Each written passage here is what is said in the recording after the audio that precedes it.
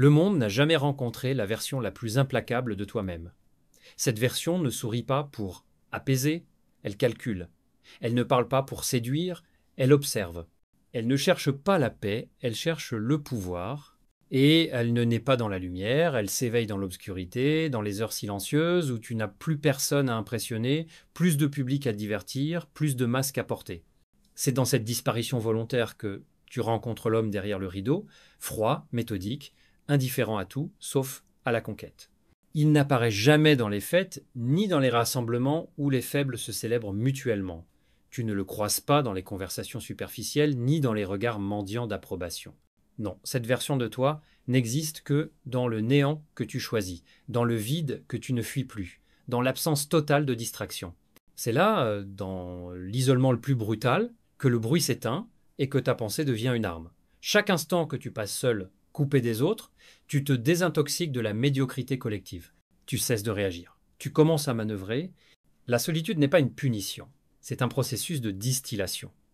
Elle retire les couches de mensonges, de besoins, de confort. Elle brûle tout ce qui est décoratif. Tu perds les amis inutiles, les conversations molles, les validations éphémères. Et ce que tu gagnes est infiniment plus rare. La clarté. Cette clarté n'est pas un don, c'est une conquête. Elle vient après la douleur, après l'ennui, après l'abandon, et une fois que tu l'as, plus rien ne peut te distraire, te séduire ou t'endormir.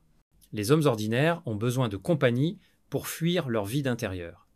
Ils se fondent dans le groupe, adoptent des idées qu'ils ne comprennent pas, répètent des opinions qu'ils n'ont jamais examinées, ils rient ensemble pour oublier leurs faiblesses, ils s'aiment pour camoufler leurs peurs, mais l'homme qui se détache, lui, il se voit enfin tel qu'il est.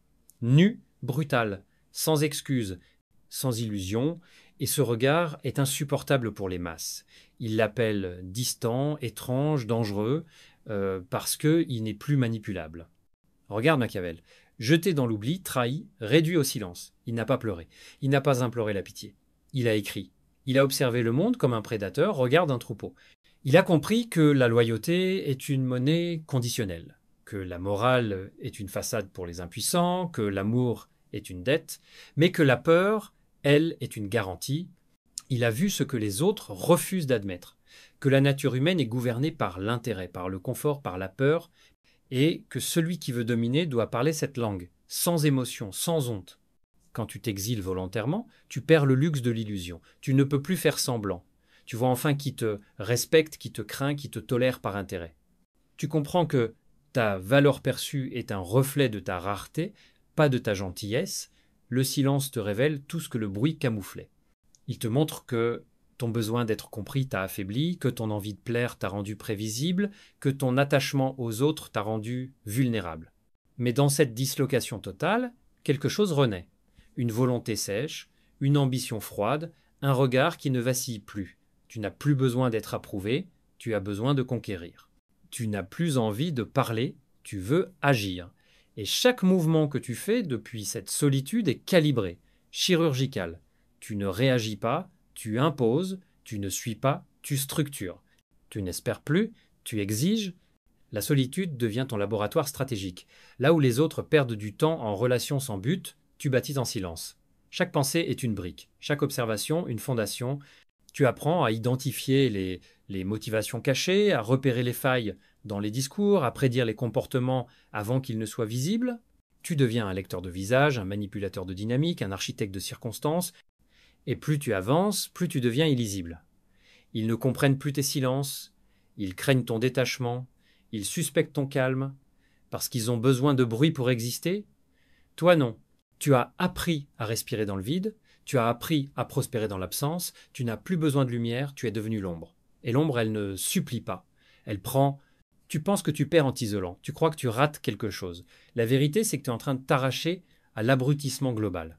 Tu te libères du mensonge social, de la contagion émotionnelle, de la faiblesse collective, tu te purifies dans une forge invisible, et quand tu ressors, tu es méconnaissable. Tu parles moins, mais chaque mot coupe. Tu agis moins, mais chaque geste marque. Tu apparais rarement, mais chaque apparition dérange.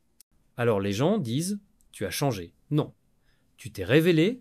La solitude, quand elle est choisie, devient une arme thermonucléaire. Elle n'est plus l'apanage des faibles rejetés par le groupe, mais le choix froid et stratégique de celui qui refuse d'être contaminé par la médiocrité collective. Car l'homme qui s'enferme dans le silence le fait pour affûter son esprit, pas pour pleurer son isolement. Il ne fuit pas la société par faiblesse, il la méprise par lucidité. Le monde appartient à ceux qui osent disparaître pour se transformer. Et cette transformation, elle n'est pas esthétique. Ce n'est pas une posture ni une affirmation. C'est une mutilation. Tu arraches de toi tout ce qui est inutile. Les illusions, les attentes, les affects. Tu coupes les liens faibles. Tu détruis les habitudes molles. Tu assassines les excuses. Tu ne te transformes pas en héros. Tu deviens une anomalie. Un être qui ne cherche plus l'approbation, qui ne se laisse plus distraire par le regard d'autrui, qui n'a plus besoin d'être compris pour exister. Car le plus grand mensonge jamais vendu est que l'homme a besoin des autres pour se construire. Non, il a besoin de silence pour se révéler. Car c'est seulement dans ce désert, privé de tout écho extérieur, que tu entends enfin la voix que le bruit du monde a toujours étouffée, la tienne. Mais pas celle que tu as apprise à utiliser en société. L'autre, celle qui ne dit rien pour séduire, mais qui conçoit en silence. Celle qui t'éveille au matin avec des plans. Celle qui ne parle pas d'émotion, mais de domination. L'homme qui maîtrise la solitude devient un acteur invisible de la réalité. Il n'alerte pas quand il entre dans une pièce. Il ne s'expose pas, il infiltre. Il lit les conversations comme un stratège lit une carte de guerre.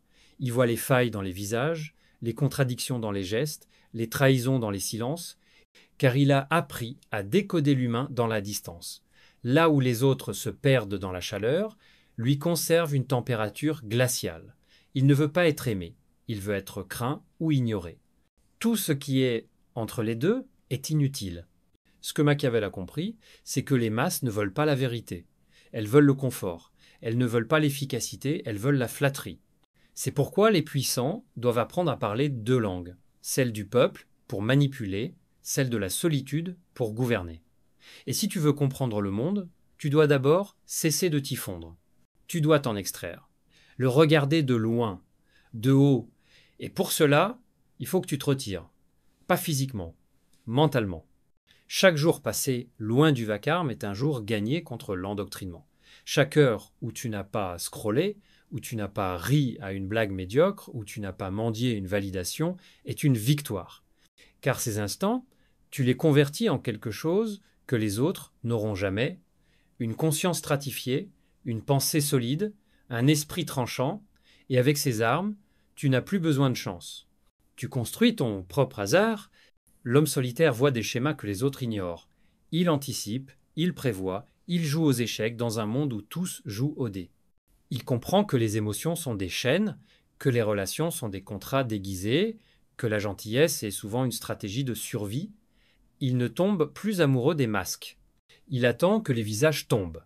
Et pendant que tous s'agitent, parlent, gesticulent pour exister, lui reste calme.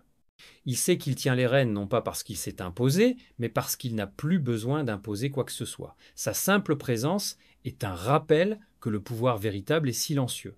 C'est pour cela que les hommes les plus redoutés de l'histoire ont tous eu une période de retrait. Ce n'était pas une fuite, c'était une mutation. Un moment où leur esprit s'est débarrassé de toutes les influences extérieures pour enfin devenir l'arme autonome qu'il devait être, car l'homme qui a besoin des autres pour penser, pour agir, pour ressentir, n'est pas un homme. C'est une extension de la volonté collective, un pantin. Et aucun pantin ne gouverne jamais rien. La solitude t'impose une vérité que la société a passé des siècles à camoufler. Tu es seul, tu l'as toujours été, tout le reste n'était qu'un décor rassurant. Tes amitiés, ton couple, ta communauté, tous temporaires, tout conditionnel, tout remplaçable, mais toi tu demeures. Et tant que tu refuses d'accepter cette vérité, tu seras manipulable. Car l'homme qui refuse sa solitude donne à d'autres le pouvoir de la lui rappeler. L'homme qui l'accepte, lui, ne craint plus rien. Parce que ce qu'il a de plus précieux, sa volonté, ne dépend plus de personne. Dans le silence, tu découvres que ta douleur n'est pas ton ennemi, c'est ton carburant. Chaque moment de solitude douloureux est un test, un rituel, une épreuve que les faibles échouent en courant vers le bruit, mais que les puissants traversent en construisant une forteresse intérieure. La majorité des hommes vivent piégés dans une pièce qu'ils appellent société, alors qu'il s'agit d'une cage mentale tapissée de sourires hypocrites, d'attentes empoisonnées et de règles conçues pour neutraliser toute grandeur. On leur a appris que, pour être un bonhomme, il fallait s'adapter, faire plaisir, se montrer aimable, compréhensif, doux. Mais ce que personne ne leur a dit, c'est que cette soumission déguisée en vertu est la plus belle invention du pouvoir pour émasculer les ambitieux. Le silence est l'antidote. Il déprogramme, il nettoie, il arrache de ton esprit tout ce que l'on t'a imposé. Et dans ce nettoyage brutal, tu redeviens dangereux, parce que tu redeviens lucide. Tu ne marches plus dans les pas dictés par la morale collective. Tu traces ton propre sentier, indifférent aux cris, aux jugements, aux plaintes. Tu ne joues plus à être bon. Tu joues à gagner. La solitude te rend égoïste, et c'est précisément pour cela qu'elle est essentielle. Pas l'égoïsme médiocre de ceux qui veulent tout sans rien donner, non, l'égoïsme stratégique de celui qui comprend que, sans maîtrise absolue de son espace mental, il devient une extension des autres. Tant que tu es exposé au bruit, tu n'es pas toi, tu es une réaction. Et ce que tu ne maîtrises pas te maîtrise. Voilà pourquoi les hommes entourés de relations superficielles, de réseaux inutiles, de distractions constantes sont faibles. Pas parce qu'ils sont nés faibles, mais parce qu'ils ont laissé leur attention devenir une ressource communautaire. Ce ne sont plus leurs pensées qui les dirigent, ce sont les notifications, les regards, les besoins étrangers. Ils sont présents physiquement, absents mentalement, mais toi, tu as décidé de te soustraire à cela. Et ce choix fait de toi une anomalie, parce qu'il n'y a rien de plus subversif aujourd'hui que de dire « je n'ai pas besoin de vous ». Dans un monde où tout est fait pour rendre l'homme dépendant, celui qui s'autosuffit est une menace. Et tu veux être cette menace, tu veux que ta présence déclenche des malaises, que ton absence impose le silence, que ton regard désarme. L'homme qui pense seul n'est pas influençable. Il est dangereux parce qu'il est opaque. Tu ne sais pas ce qu'il pense, tu ne sais pas ce qu'il prépare. Tu ne peux pas le manipuler parce que ses fondations ne sont pas construites sur l'approbation. Et cette imprévisibilité fait peur. Elle dérange les masses, elle dérange les systèmes, elle dérange les faibles, parce qu'ils ne peuvent pas t'utiliser. Et là est la clé. Tu veux devenir inutilisable. Tu veux devenir l'homme qu'on ne peut pas acheter, qu'on ne peut pas séduire, qu'on ne peut pas influencer. Tu veux être celui qui entre dans une pièce, analyse les rapports de force et ressort sans jamais s'être dévoilé. Le monde appartient à ceux qui savent disparaître sans bruit et réapparaître avec une stratégie. Ce que la solitude t'enseigne, c'est la rareté. Plus tu t'exposes, plus tu perds en valeur. Plus tu parles, plus tu deviens lisible. Plus tu demandes, plus tu deviens dépendant. Mais plus tu coupes, plus tu renforces ton pouvoir. Tu deviens un mystère. Et les hommes mystérieux contrôlent toujours ceux qui s'exposent trop. Machiavel ne cherchait pas à rendre les hommes meilleurs. Il voulait qu'ils comprennent comment le monde fonctionne réellement. Et la vérité, c'est que le monde se plie à ceux qui refusent de se plier. Le monde s'ouvre à ceux qui ne demandent pas la permission. Le monde se soumet à ceux qui savent se taire, observer, attendre et frapper quand le moment est mûr. La patience est un luxe que seuls les solitaires peuvent s'offrir, parce qu'ils ne sont pas pressés de prouver quoi que ce soit. Ils n'ont rien à prouver. Ils construisent pour durer, pas pour plaire. Ils ne se lancent pas dans la bataille pour être vus, ils attendent que les autres s'épuisent, puis avancent sans résistance. Et pendant que les autres gaspillent leur énergie à se justifier, à s'expliquer, à s'excuser, toi tu capitalises ton silence, tu accumules, tu observes, tu notes, tu prépares. Et quand tu bouges, c'est chirurgical. Chaque geste est une déclaration de guerre, chaque mot une opération de sabotage. Tu ne parles pas pour combler, tu parles pour dominer. Tu crois que tu dois être présent partout pour être influent. Faux. L'absence est une arme, l'invisibilité est une stratégie. Celui que l'on voit trop devient prévisible, celui qui parle trop devient banal. Mais celui qui se retire devient un mythe. Et on ne combat pas un mythe, on le craint. C'est ça, la solitude. C'est pas une retraite, c'est un affût. Tu ne fuis pas, tu te prépares, tu ne déprimes pas, tu te raffines. Et quand le monde te voit revenir, il ne reconnaît plus le même homme. Parce que tu n'es plus un homme façonné par les autres. Tu es devenu celui qui les façonne. La solitude est une guerre silencieuse. Tu combats tes faiblesses, tu tues ton besoin d'attention, tu exorcises tes dépendances. Et cette guerre, tu ne la gagnes pas en un jour. Tu la gagnes chaque matin où tu refuses de replonger dans le confort. Chaque nuit où tu préfères la stratégie à la distraction. Chaque instant où tu fais le choix de te taire plutôt que de te trahir. L'homme qui sort victorieux de cette guerre n'est plus un citoyen. Il est un souverain. Il ne demande plus. Il prend, il ne s'inquiète plus, il anticipe, il ne souffre plus du rejet, il le provoque, parce qu'il sait que celui qui dérange finit toujours par dominer. Tu veux savoir où se cache la vraie force?